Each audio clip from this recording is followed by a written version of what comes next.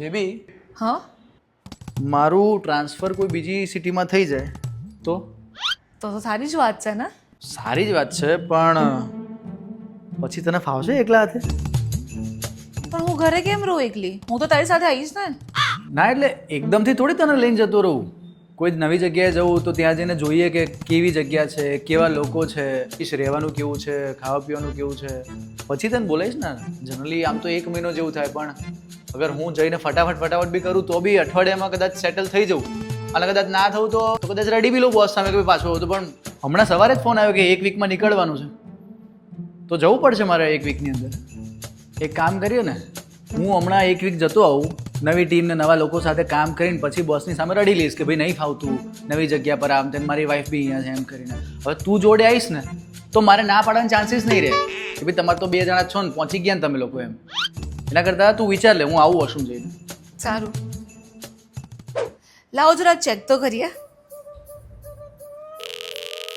Hello, hello, કેમ છો ભાભી? મજામાં? બસ મજામાં. શું છે પછી, તૈયારી થઈ ગઈ બધી ફરવાની? ફરવાની? શું ફરવાની? હા ફરવાની, મને બધું ખબર છે. યુવરાજ મારાથી કશું છુપાવતો નથી, કારણ કે હું ઝઘડતી જ નથી એની સાથે. ઓહ, એવું છે? હા, અને જો ફરવા જાઓ છો ને તો બધું સાચવીને જજો તમે લોકો. જો ભાભી, તમને તો હવે ખબર પડી ગઈ છે, અને તમે મોડર્ન વિચારવાવાળા પણ છો. તમે થોડુંક મારી વાઈફને ના કહેતા હા કે અમે લોકો બેંકોક જવાના છે.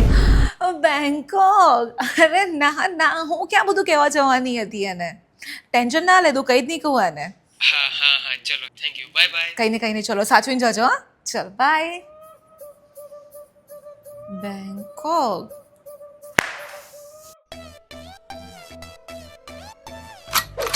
બેંકોક?